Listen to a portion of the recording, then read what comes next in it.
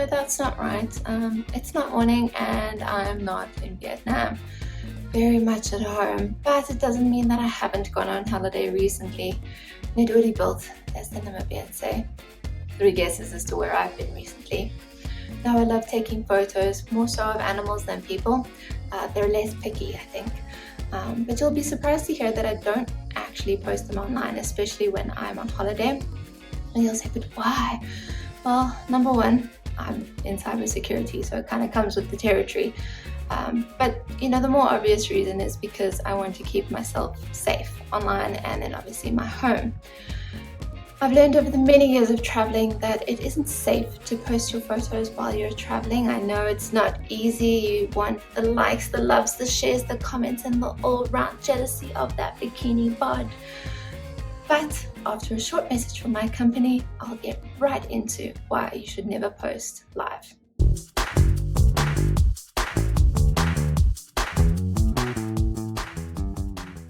While taking this photo with my fiance, this one over here, I thought about how if I posted it while I was still on holiday, people could come into my house and steal my stuff, and now I'm not really attached to my personal belongings.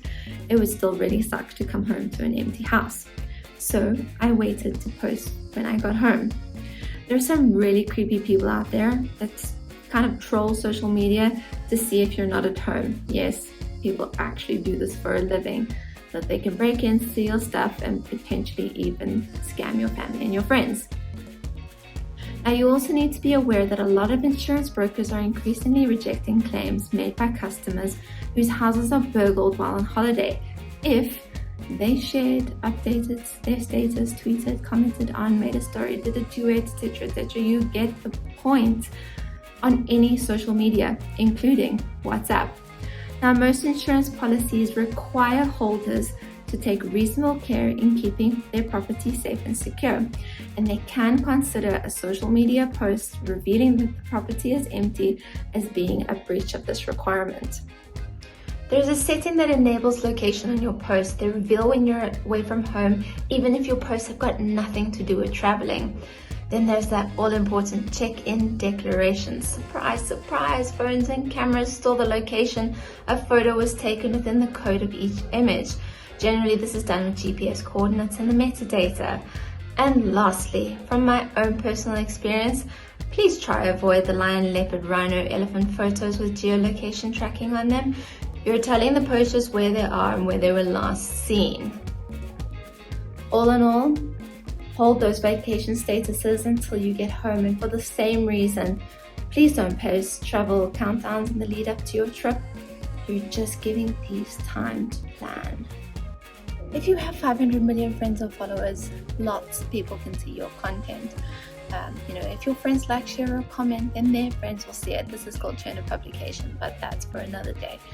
However, if you're like me and only have like 150 friends on your social media accounts, there's less likely a chance for it to go viral.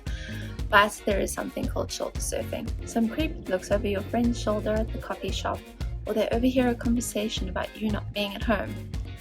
Also, try not to tag friends or family that you're vacationing with while on holiday either. Tagging them reveals their location too, and even if you're okay with it, they might not be. Everyone obviously has a right to their own privacy, and if you share their photos, they can ask you to take it down.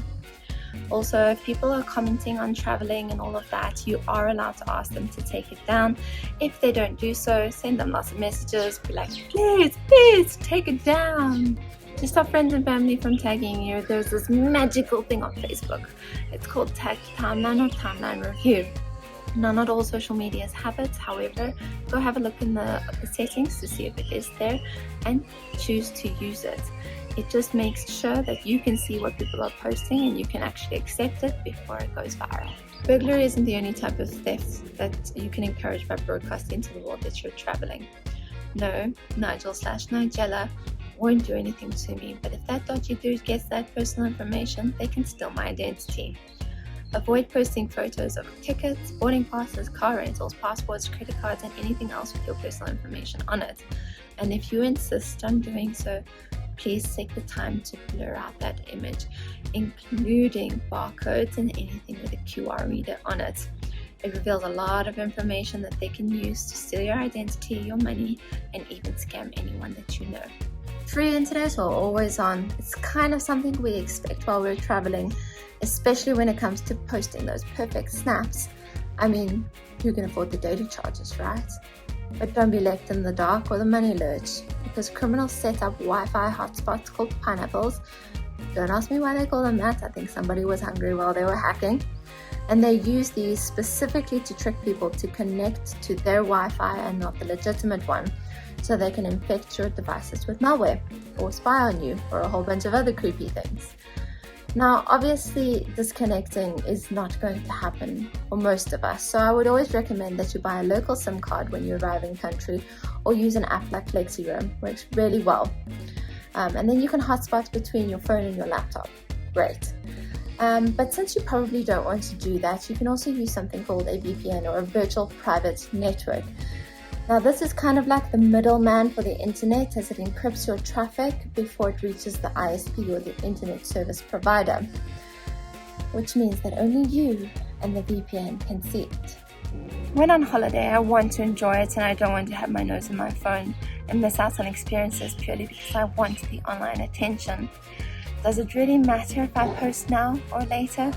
You're still going to get the likes, the loves, and the all-round jealousy, so why not live in the moment? Right, another pet peeve.